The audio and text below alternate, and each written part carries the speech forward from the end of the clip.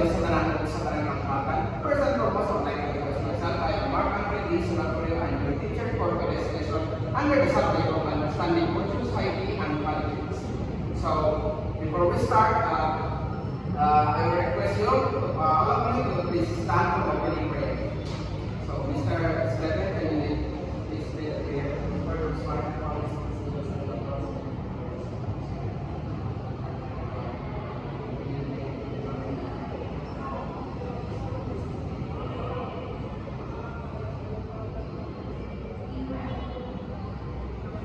So, once again, para kahit, so can you please take your seat? So, once again, para kahit, class, so we'll proceed our topic, let's proceed to attendance checking. So, please stay present at the next call. So, first is John Rex Castro, Sir Stephen Ramirez, Sir, so all of them are already done. So, next is our classroom rules. So, everyone, can you please read classroom rules? Arrange the chairs properly, pick up the pieces of paper. If the teacher is speaking in front, please do listen. If you want to answer, don't answer in chorus and raise your right hand. Respect your teachers and classmates. Thank you, class. So next is our quick grade. So I'm showing you pictures and you're going to do is to determine who is that president for the previous time. So I show you a first picture. So who is this past president? So Castro. The past president is former President Corazon Aquino. So you're right.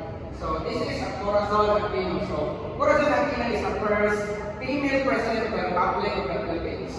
So next picture is Mr. Ramirez. The second picture is former President Ninoy Aquino III. Okay.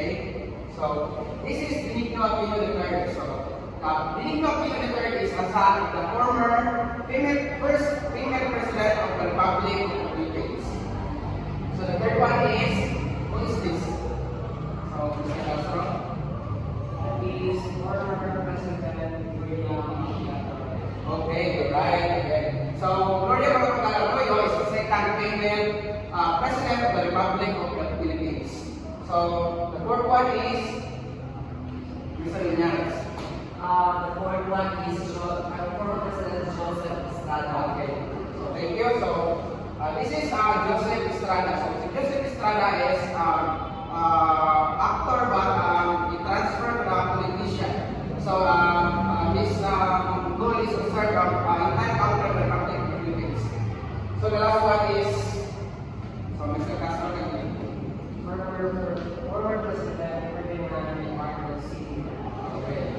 So the last one is Ferdinand Marcos Sr. So Ferdinand Marcos Sr. is the longest serving president in the Republic of the Philippines. So his son is currently president for now, si Ferdinand Marcos Jr.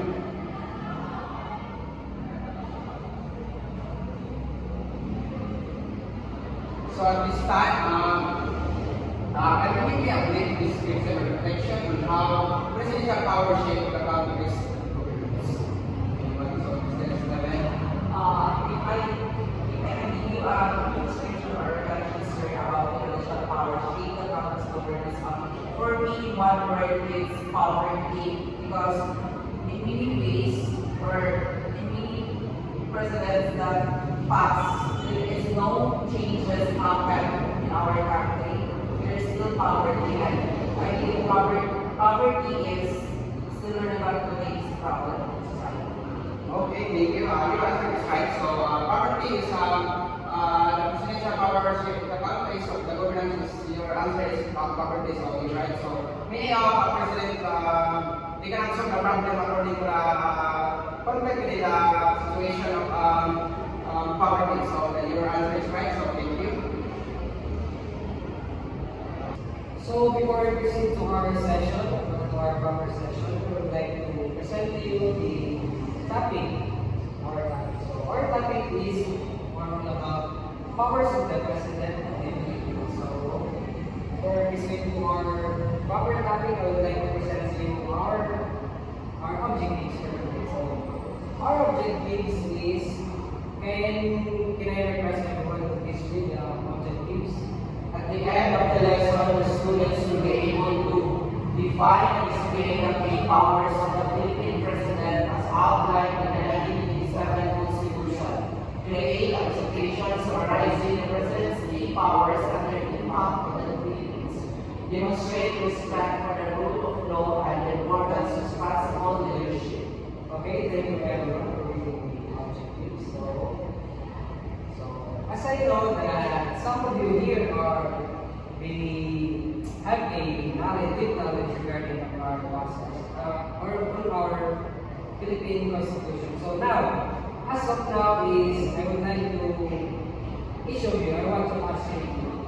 I know that some of you here have a common knowledge regarding the past president or our previous president here in the Philippines. So now, who is the president raising the quote?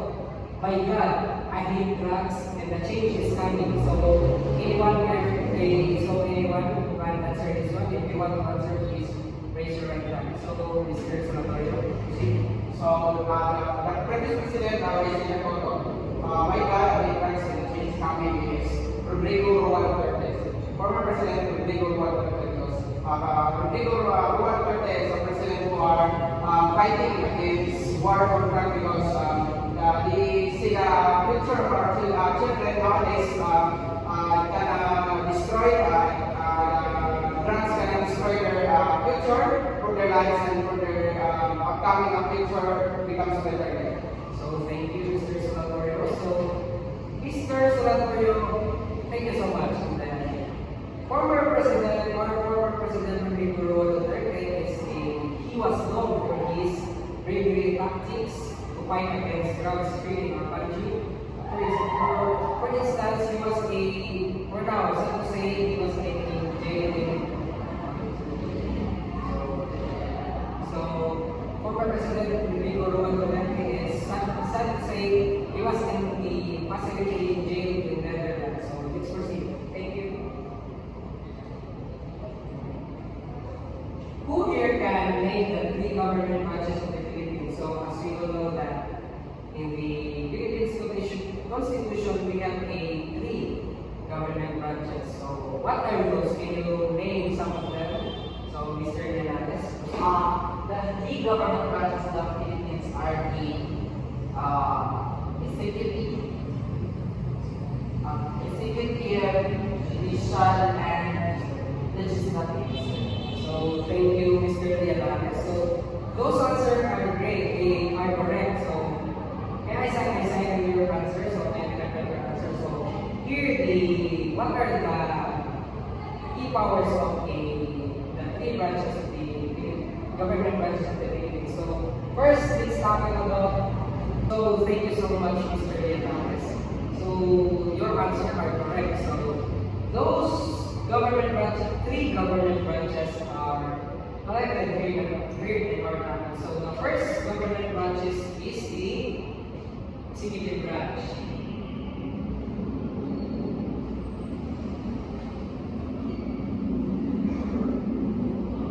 So what is the primary duty of the executive branch? The executive branch is the number one of the government branches here in the Philippines, and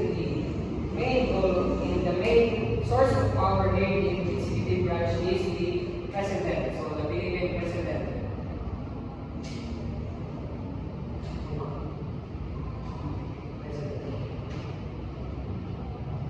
So the second one is, first is the Philippine president. So Philippine president is the main source of power here in the executive branch because in order for them to implement the law, so they need to sign first the president.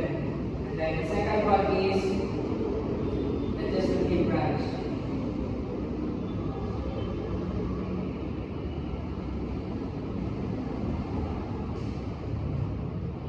So legislative branch is consists of two houses, so anyone can answer this one. So no further answer. So legislative branch consists of two houses, which are the House of the Senate.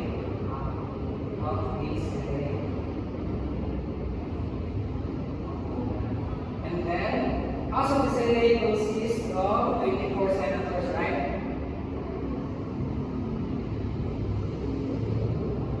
And then the second one is the House of Representatives. So, in House of Representatives, the individuals who in there is the congressman, ang mga kongresista.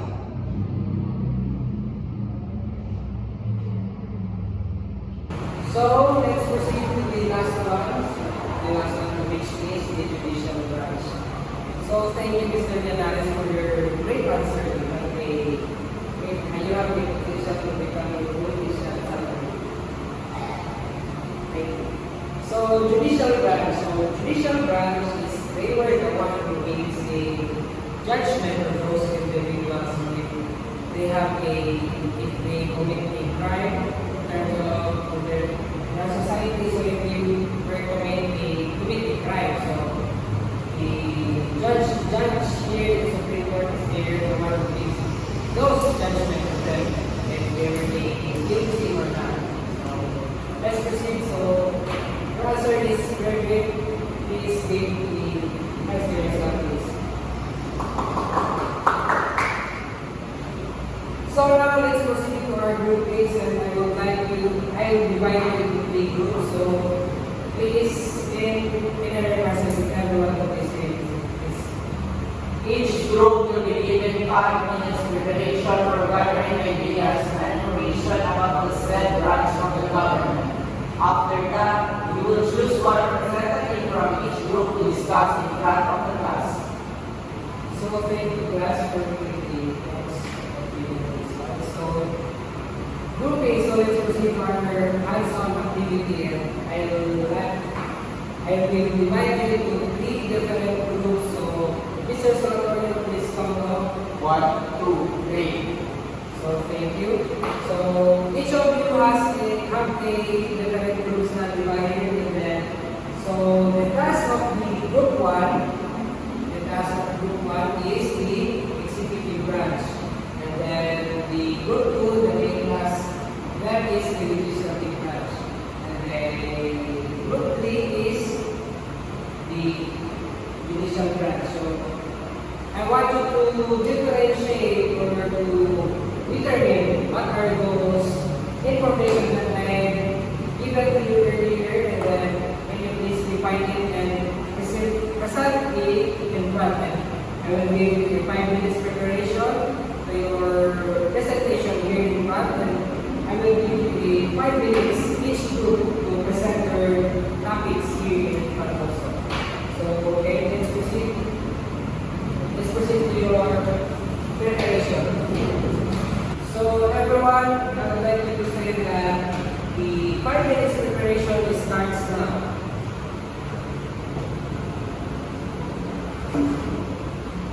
Please do prepare regarding on your information that you have, and if you have any questions, please approach me here in front.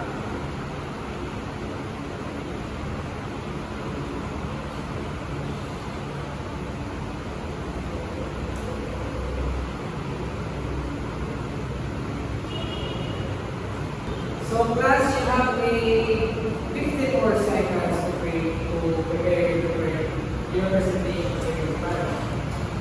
So you have a 5, 4, 3, 2, 1.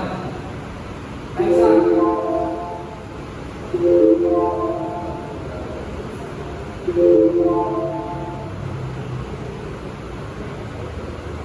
So everyone, so group 1, please proceed to the in front, here in front, and please do share your insights regarding the executive your answer.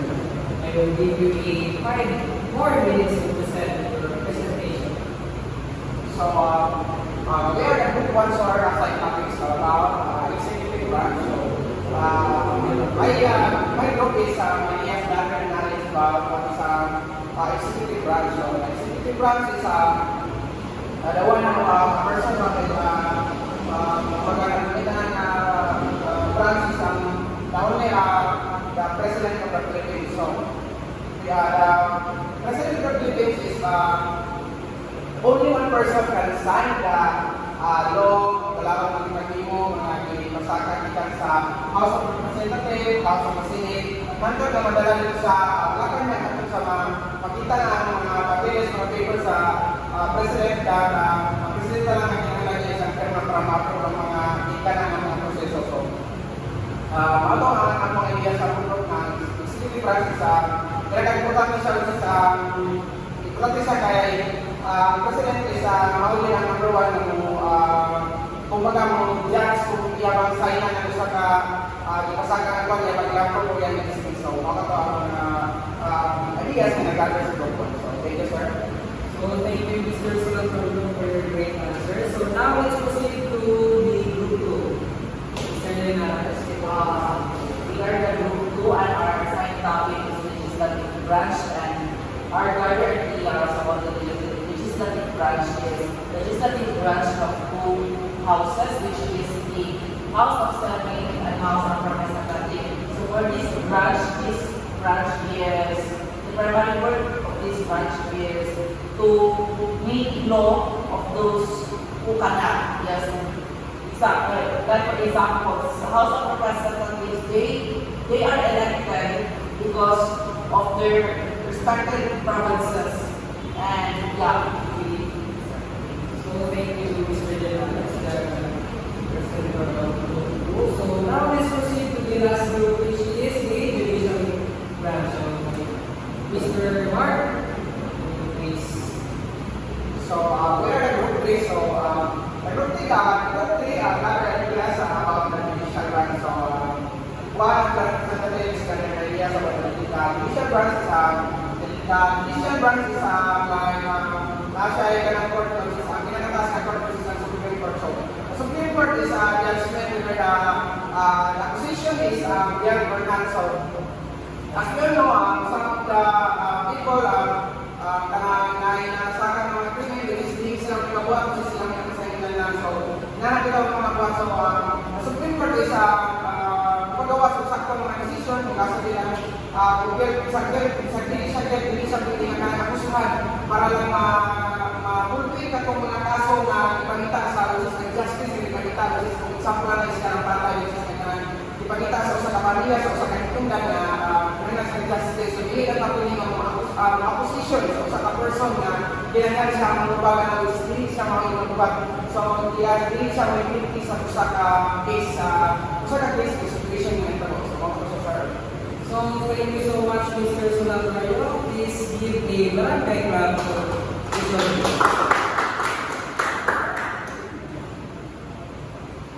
So, here we go again. So, since we've done have some group activities, so let's proceed to the randomization. So, I have this action to you as a following question. So, all you have to do is to answer the following 3 questions, which is what is importance and what is the importance and value of powers of the president here in our country. So first, why is the president important in our country? So, who can answer these questions? So, Mr. Casar, So sir, why the question is why is the president is important in the country? So since the president he or she is the one who makes our country more better than so since our president is our main source our naso is president is actually important sa country.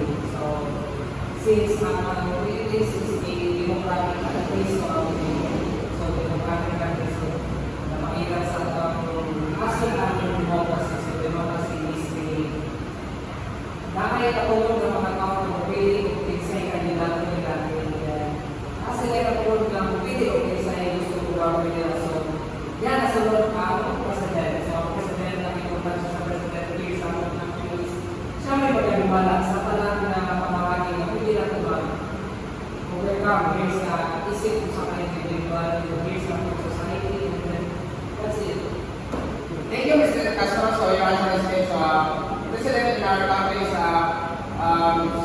very important. So, as you have said earlier, that there's democratic country. So, people living countries have right to choose who can lead our country for the better future of our country and for better success.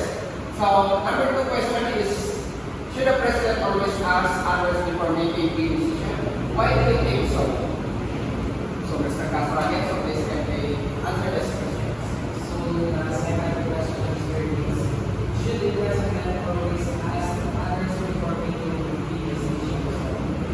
Why do you think so? So for me, sir, is, should the president always ask others before making big decisions? For me is, yes, absolutely true, because the president is there, so he will give the one that to sign the laws by the legislative branch or the senator. So, if nasa cycle na sa tayo na president is mag-permit siya mag-sign ng mga laws. So, with nga po niya mo contact sa mga na sa mga sa mga sa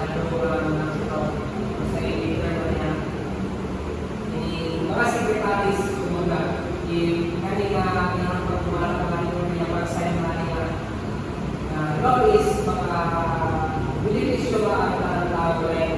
If kanina law is walang may mga kapakalan ng mga kawan, if kanina law is nag-isay, important siya, akong impact sa ako country, na makalitin ito better future kung mga sa ako country. And then, most of the most important there is wala may di ba malisan o human rights sa each individual na akong law is for everyone, for wala discrimination kung hindi ka po regarding ng mga laws na ginagawa tayo. First, siya sa mga tumatawa ng sa society, especially in these activities. So, Richard, thank you. So, your answer is great. So, the president always asks others before making decisions. So, that is important because that's why nasa mga vice president, senators, so that they can gather their ideas, what is their action to be given to the people living in their country. So the purpose of that is to acknowledge the ideas, those ideas for the senators, vice president, secretaries, or the advisor, so that the people can gain good support to the presidential. So thank you. So next last question is what qualities should the president have to do their job well? Why are they important? So Mr. Lianes. What good qualities should the president have to do their job well, and why are they most important? For me, the good qualities should the president have to do their job well is have a good heart and intelligent, not only specific in one field of intelligence, it's able to emotional intelligence, IQ, and responsible one, transparency one. Those are the good qualities that should president have to. Ilan ang siya sir, no? Pero dapat, if nakita ko siya nakuha ka ng good qualities sa wala na ko na individual is mas maayo pa. Why are these important? These are good qualities important for the president because in order to govern a peace, in order to govern a better future to our future generations. So thank you. So you have stated earlier the good qualities of those. Good qualities you have stated earlier is correct. So why is important? So the importance of that, as you have stated, good governance. So a good governance is lead a better future of our generation nowadays for the future of their lives, so that they can manage themselves according to what is the governance being stated to the people who have. So those are the importance of the good qualities of the good religion. So,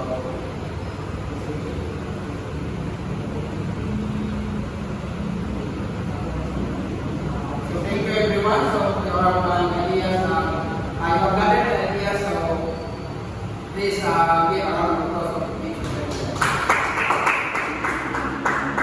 So since we're done with our randomizer, so now let's proceed to our short assessment. So I want you to get a one-half sheet of paper and then a ball pencil so that we can proceed to our session for today. For our assessment, for our short assessment. So are you class ready? Yes, sir. So let's proceed. So it is a multiple choice. You can choose the best answer. So let's start. Shall we start? Yes, sir. Number one, which branch of the government is primarily responsible for creating laws? A. Executive. B. Legislative. C. Judicial. Or D. Military.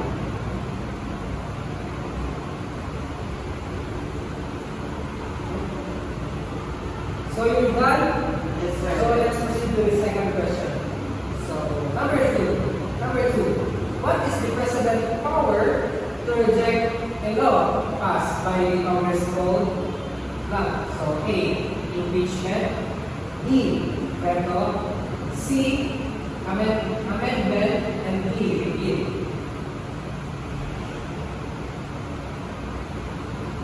So six. You're done? Yes, sir. So now let's proceed to the third question. So number three. The Supreme Court's power to review laws and declare them as unconstitutional is known as A. Executive order. B. Judicial review. C. Legislative oversight. And D. Popular sovereignty.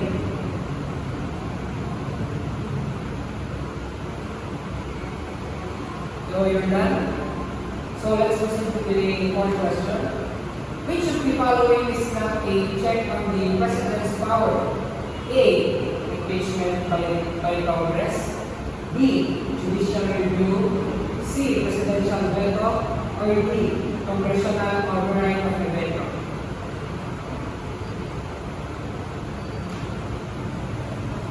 So you're done? So now let's proceed. The president's power to negotiate treaties with other countries falls under which category? So A. Executive branch. B. Legislative branch. Or C. Judicial power. And D. Military power.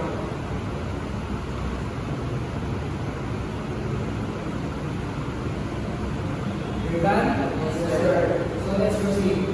Which body confirms the president's appointments to key positions? A. The Supreme Court. B. The Senate. C. The House of Representatives. Or D. The Cabinet members.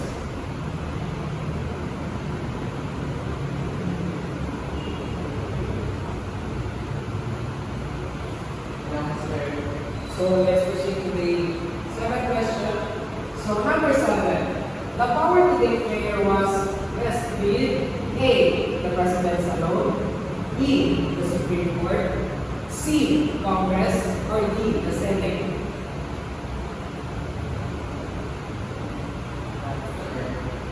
Mr. Senator. Yes, sir. So now let's proceed to the number 8. What is the term of a situation where the President and Congress are controlled by different political parties? A.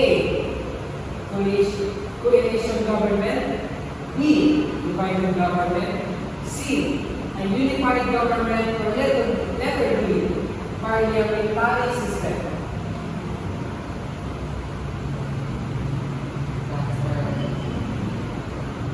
So now let's proceed to the number 9. So number 9. Which constitution principle limits the power of each branch of the government? A. Federalism. B. Checks and balances. C. Separation of powers. Or letter D. Popular sovereignty.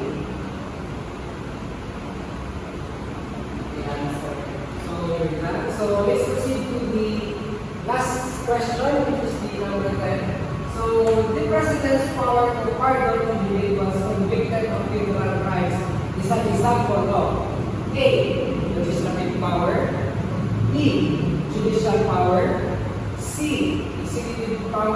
or D, diplomatic power.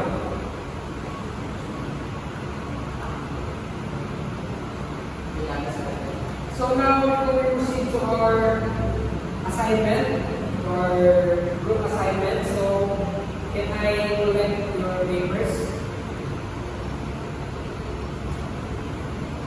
So thank you, since all of you here have a knowledge, a deep knowledge regarding sa Philippine Constitution. So now let's proceed to our assignment.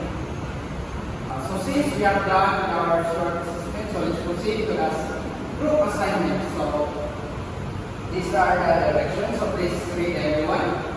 Each group will prepare a detailed report on your assigned case study. Your report is due date is on May 24, 2025 and should be a minimum of 2 pages in length. So thank you everyone. So each group will prepare a detailed report on your assigned case study. So your report is submitted on May 24, 2025. So we have a maximum of 2 pages in length. So there is a guidelines. So first is the case study summary. Legal summary of the case study including the historical context and key players involved. So number 2, can we read everyone? Analysis of presidential powers. A thorough analysis of the presidential powers exercised in the case study with specific examples and evidence from your research. So thank you. Evaluation of effectiveness and consequences, role of checks and balances.